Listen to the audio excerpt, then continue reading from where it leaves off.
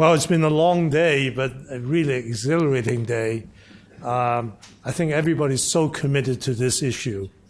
Earlier, I heard the conversation saying, how can we be sure that report doesn't sit on the shelf? Well, I can guarantee you that we're not going to let it sit on the shelf. I think you're shortchanging yourself because the Action Collaborative, as Daryl said, started 3 years ago. Lots of things happen. I would say that the awareness, at least in our community, is very high, probably close to 100%. Almost no organization is not aware of this. The question really you're asking is, what are we going to do with it? Right? It's the action. But the Action Collaborative has already taken lots of action. And you ask about the coverage. This report has higher coverage than many other reports, I can tell you. I just counted how many news media covered it. There are about 21. But that, if you spread over a period of a couple of weeks, like 3 a day, it's a lot. Washington Post covered this. Now, I would agree that most coverage were trade news media, and what we want to do is get more to the public. But the other thing about action, you think about this, is not only we have to act, you're part of the health system. As many say, chief wellness officer, chief executive officer, you name it, accreditation. But I think what we want to do is to get Congress and leadership of our country to act. First, when you think about to err as human, it was 20 years, we're still on this journey. So even though I agree with a sense of urgency, but let's be also realistic, it is a journey. And we'll be working on it for quite a while. But importantly, when Congress and U.S. government act, it even takes on a greater dimension. Because we all remember, to err as human, in fact, President Clinton signed executive order and actually called ARC, named ARC, right? And so these were important steps, which is why we're so honored that Representative Bera is here today, because he's one of action. I should introduce him as Dr. Amy Bera. So Congressman Dr. Amy Bera represents, it's true, 7th Congressional District in the U.S. House of Representatives. A first-generation American-born, raised in California. He's guided by desire to serve the community. Congressman Bera attended California's public school from grammar school through medical school, earning both BS and MD from University of California, Irvine. And with help from his family, scholarships, and working part-time, he put himself through medical school. And during his 20-year of medical career, he worked to improve availability, quality, and affordability in healthcare.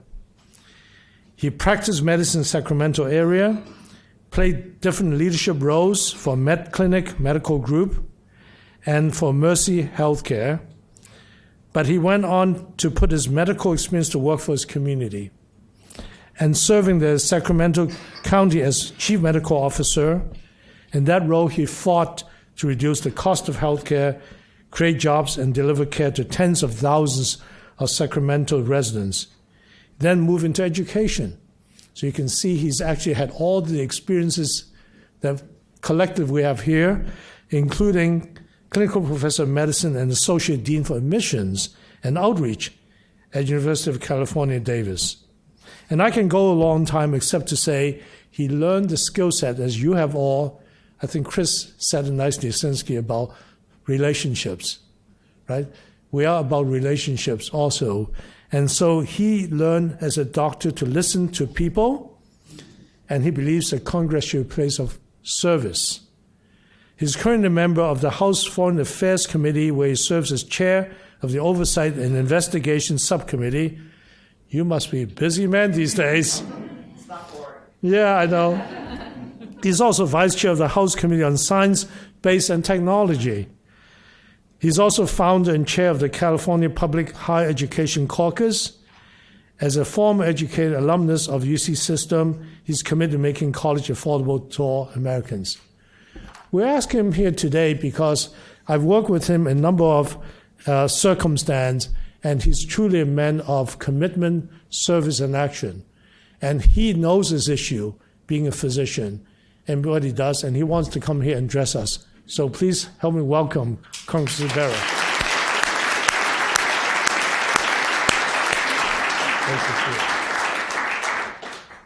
Well, thank you for that generous introduction. You know, as a physician, to avoid burnout, I decided to run for Congress. As I said, it's not boring, right?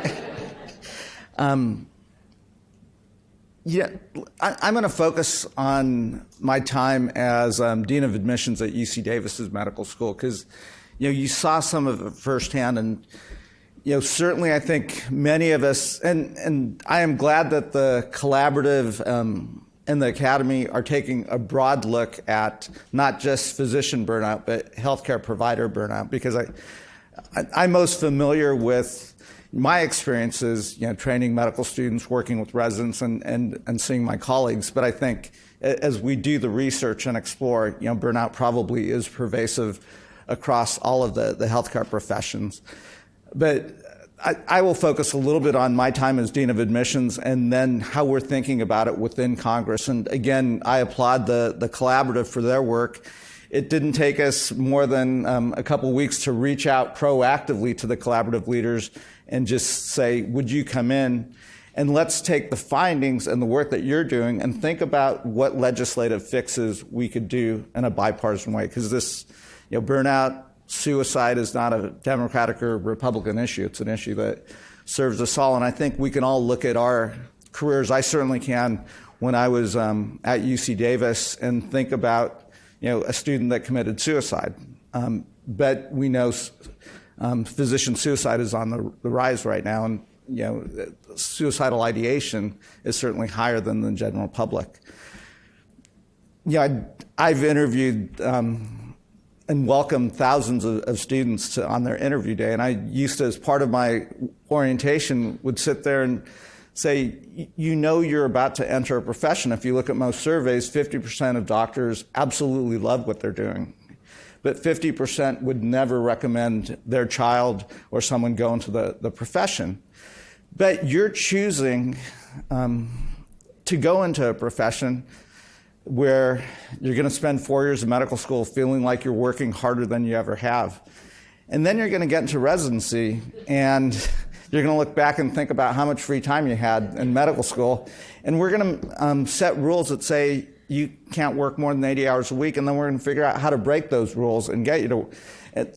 And then you're going to get out there, and as you're progressing through your training, you're going to look at your friends that were pre-med with you in undergrad who dropped out, became economics majors, went to Wall Street, made their millions, and they're taking their vacations on Tahiti as you're admitting your fifth patient. And on top of all that, we're going to give you a mortgage. We're going to give you a $200,000 or $300,000 mortgage, but we're not going to give you a house with that. So, you know, you're choosing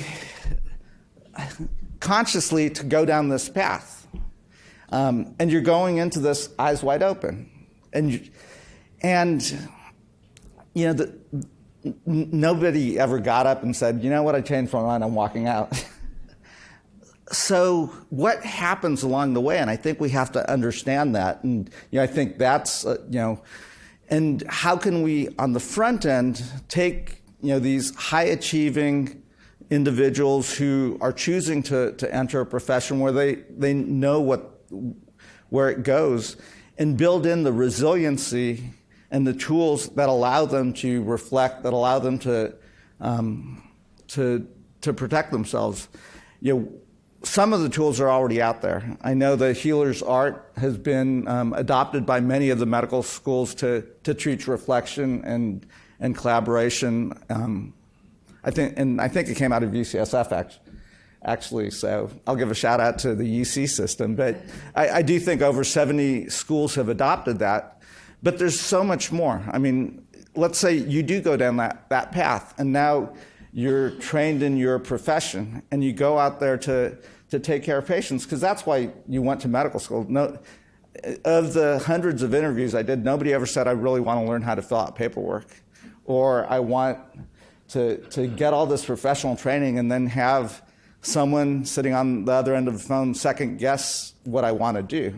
I mean, there's a role for prior authorization, but if you look at how it's being utilized in today's workplace, routine care is being second guessed and pushed back, and has nothing to do with patient care. It has more to do with delay of care. And if you look at the paperwork burden, I think most recent studies suggest 35 to 40% of a clinician's time is not spent on clinically related activities, but is spent on filling out paperwork.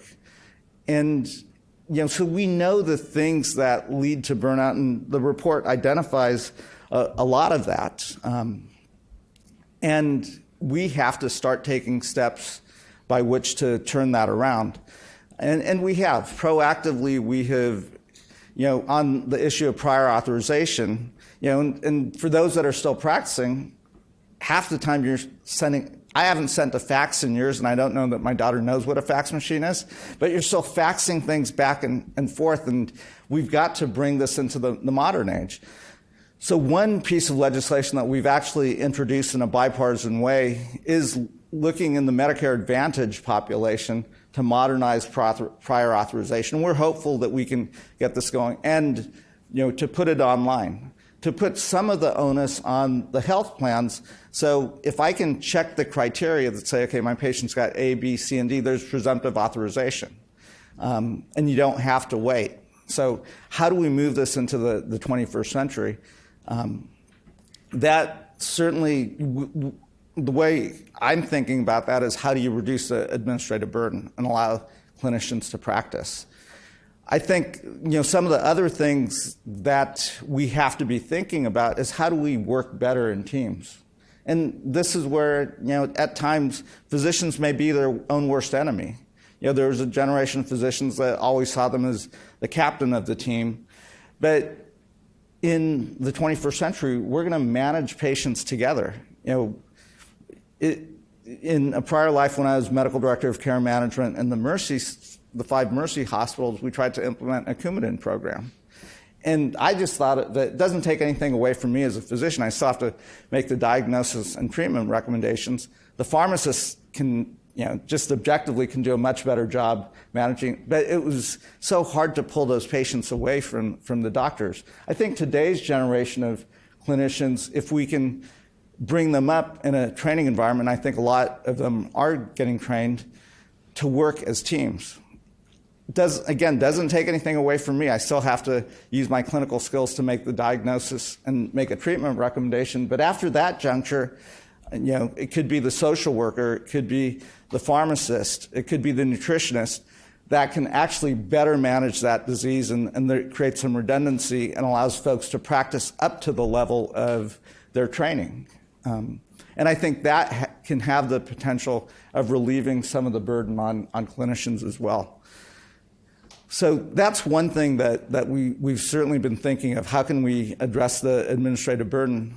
Another, I'm a Democratic member of Congress, so this, I'm a little bit isolated here, but when we think about medical liability reform and so forth, I think about it in the concept of safe harbors, and I think about it, how do you raise the clinical standards? So we introduced a safe harbors bill that really just, we know by its very nature in the practice of medicine, we can do everything right in the moment and still have a bad outcome. And you can look back retrospectively and say, had I made a different decision, I would have had it.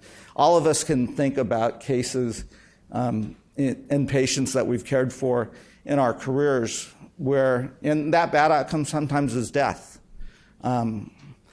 We think, or at least I think, that if you're following best practice guidelines at the highest standard, there should be a higher threshold. I look at that as how do you reduce clinical practice variation, but I also look at it as if you are able to demonstrate that given what I was seeing in front of me, given my clinical exam, whatever diagnostic tools I had, based on that, here's what the best practice suggests that we did. There ought to be a higher threshold.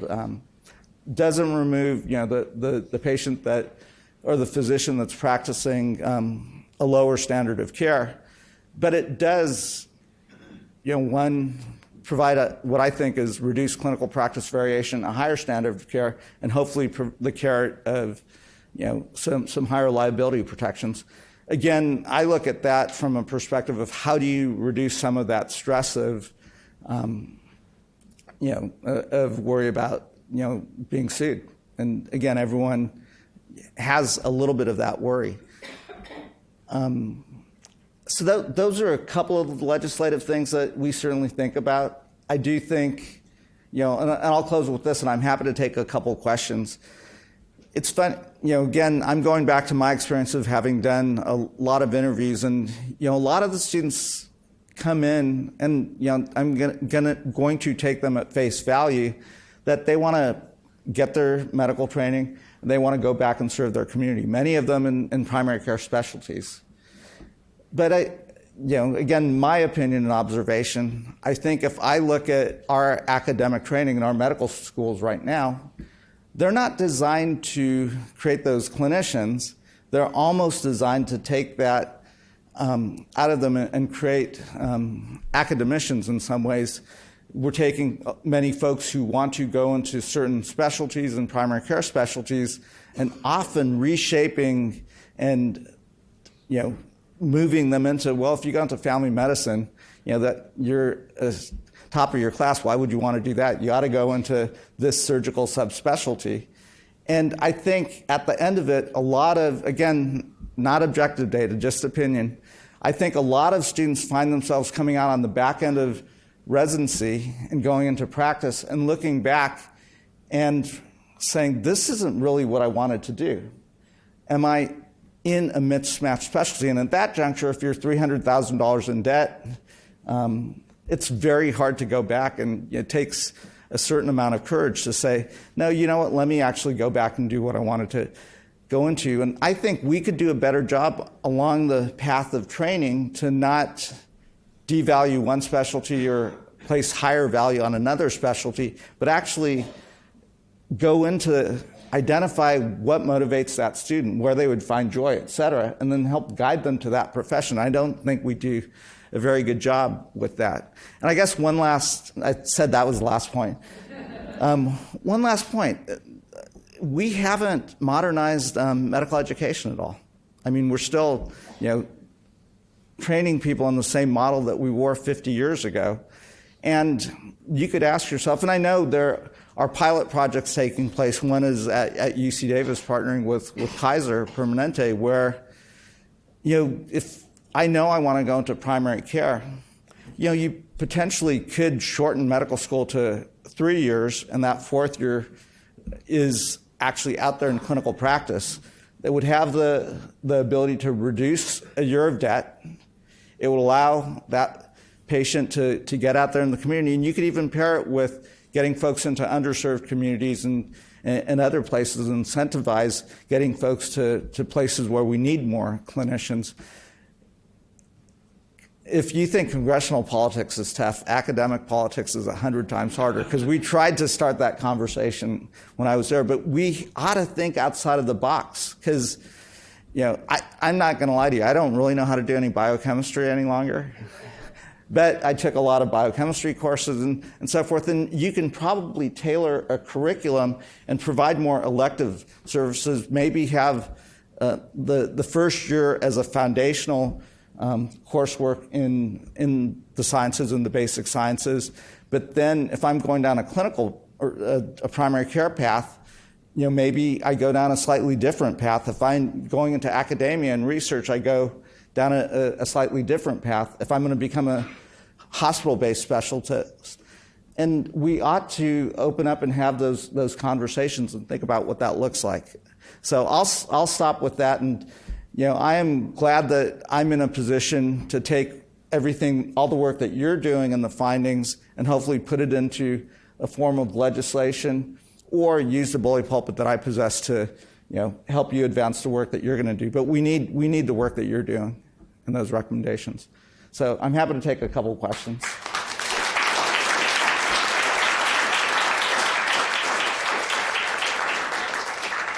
Thank you very much. I think your comments were spot on with regards to the last survey that we did. What are the top issues? The work environment and the learning environment. I think you were spot on. And many of you know that I have been dreaming about a new Flexner report, which was put out in 1910. It's all time to modernize our education. Yeah. And there's so many moving parts. I'm going to talk to some of you about this all together. So here's your chance. Congressman is here. What would you like him to do? You guys have any recommendations? So don't be shy. I know it's the end of a day, so where you've been sitting for a long time. Well, okay. All right. Yes. There's a microphone in the back. Yeah. There have been a couple of comments. Dr. Bera, hi, yeah. Congressman Bera. People like doctors more than they like congressmen. Dr. Bera. So I'm an emergency physician for 41 years now. One of the things we talked about today, Dr. Sinsky actually talked about, was the importance of relationship and how, in terms of what our patients want, people don't care how much you know until they know how much you care. And in terms of what we want as clinicians, which is, I think, what made most of us go into medicine was our desire to have that connection with another human being and to help them. And there are so many regulatory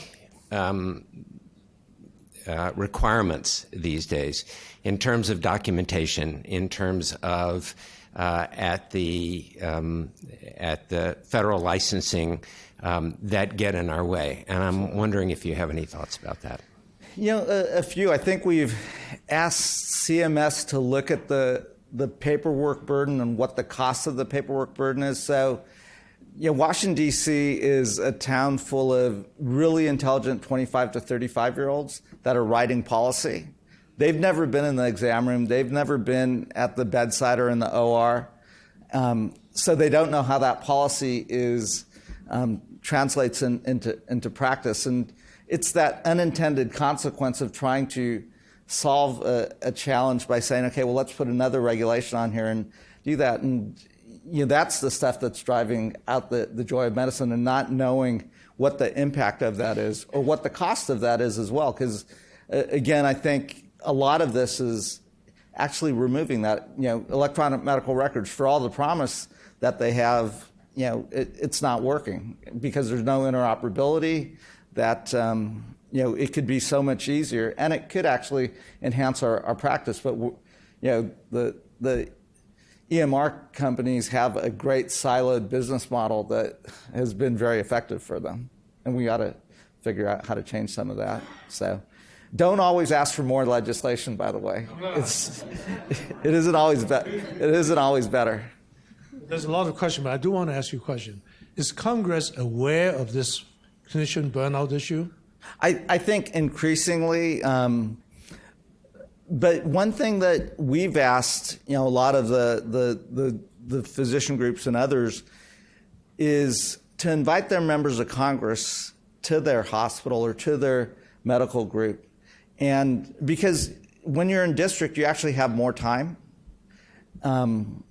Whereas, you know, a lot of the time when you're out here doing your advocacy work, it's in 15-minute blocks. And yeah, I think the number is there's 15, maybe 16 of us that are, you know, physicians, a handful of nurses, one or two pharmacists. So, you know, unless you've actually been, your experience in healthcare is as a patient or as a family member of a patient. And, you know, again, I would encourage folks to invite them in, you know, put them in a white coat. That member of Congress is going to love that picture in a white coat. Starbucks invites us into their coffee shops and they give us an apron. I know how to pump a pumpkin spice latte. Great. Carol. Thank you again, Dr. Bera, Congressman Bera, for coming and speaking to us.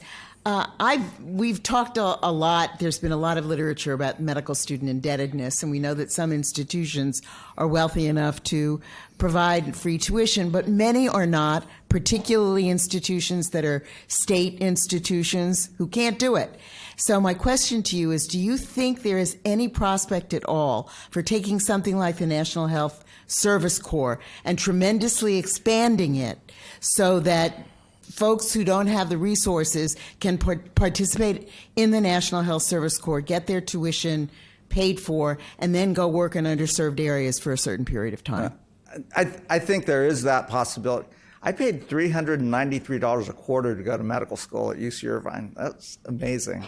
And I know it's not that way, but in a broader context, there is a whole conversation, when we talk about college indebtedness, is providing individuals an opportunity to serve. And there are some that talk about universal service and getting a year of payback for every, that would be a way to give back to the country as well, and help relieve some of that burden. I also think we have to look at the underlying cost drivers and think about, are there other ways to, so when I talk about 3-year medical school and changing curricula to, that's a way of relieving 1 year of debt. And we ought to think outside of the box at this juncture.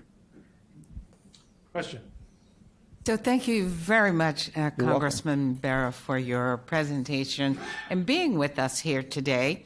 My question is very similar to Carol's in that she talked about the National Health Corps, but I'm asking about the LRP, or the Loan Replacement Program, that NIH has for individuals who want to go into research.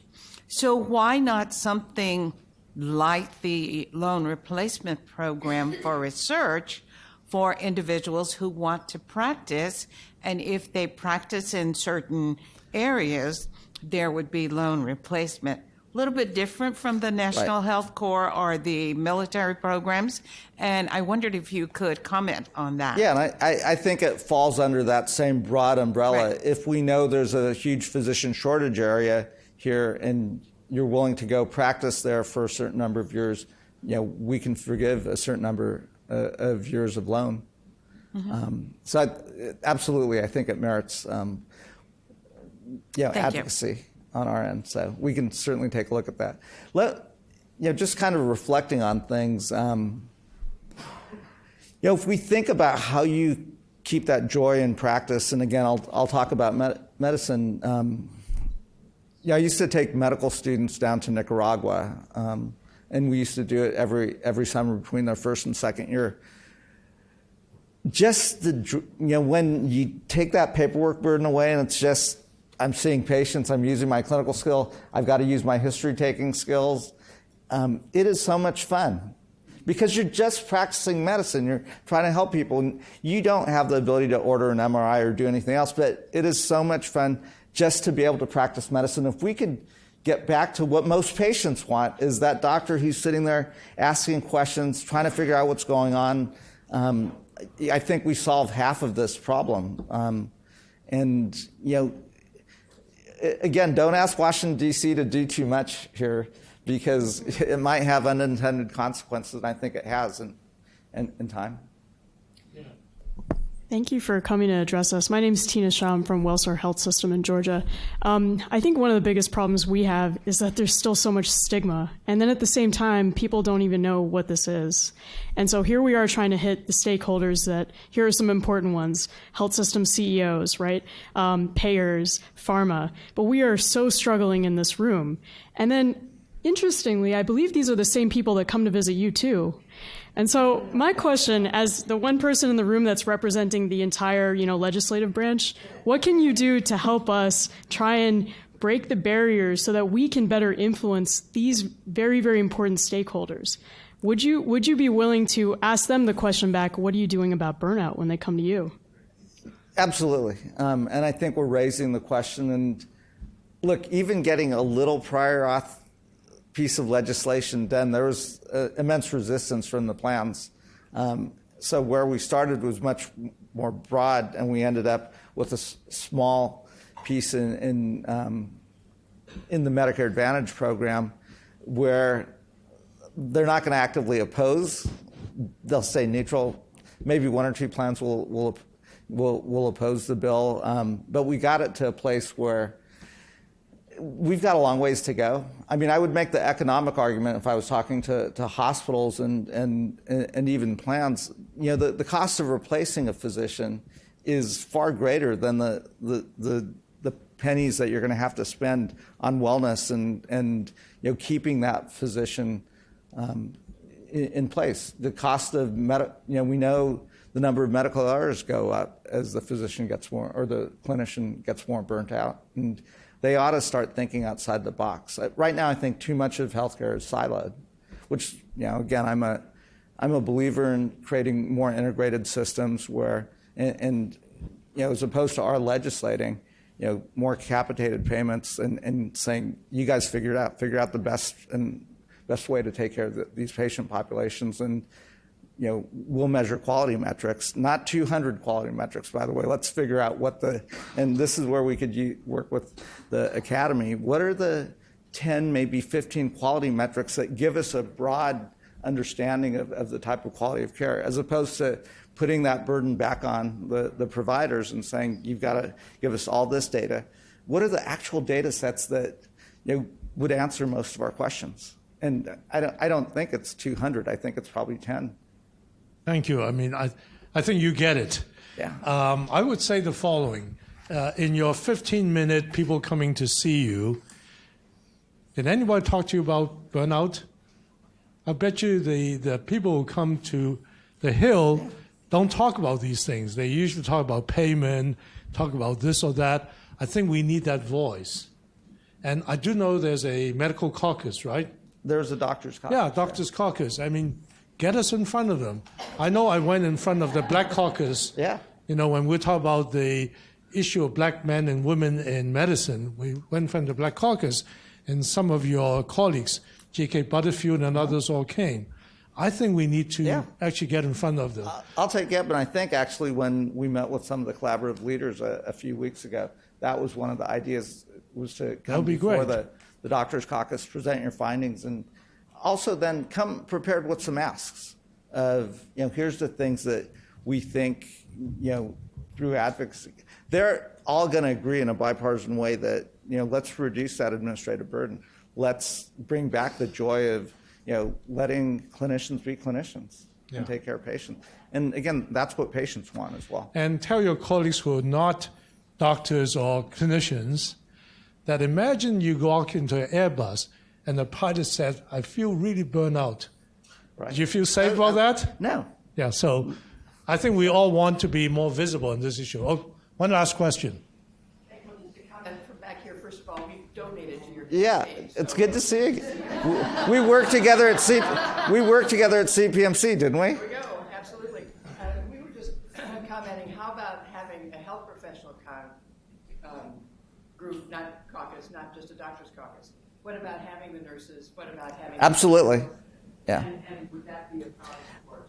Yeah, look, often the nurses are better at healing themselves than the doctors are, and they see this firsthand. But yeah, it's not an issue. We should have a patients caucus as well, and that means everyone in Congress is a patient. So at the end of the day, that's why we're doing all of this. Thank you so much. Thank you. Thank you. So we'll be in touch. Yes, absolutely.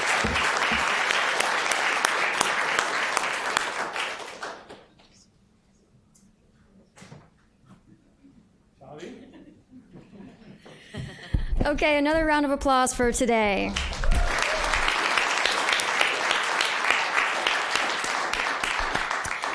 Thank you very much for your active engagement and participation. We've been looking forward to this meeting for months, and having the brain trust in the room contribute to discussions, provide insight for the collaborative has been remarkable.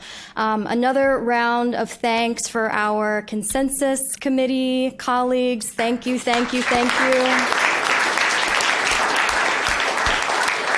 And also to the Action Collaborative, who's been working on this issue for several years and are ready to take up the mantle that was provided by the Consensus Committee. I want to thank everybody who's been advocating for these issues, who's been working on these issues for years, for decades, and then also finally to the staff team for the very hard work. Finally, I will say slides will be available online. We're also going to have an archive of the meeting on the website in about a week and a half. This is the end of the program for today. We are asking our collaborative participants and consensus study members to join us at a reception at 6:30 at Taberna del Alabardero. Yes. And thank you all very much for your time.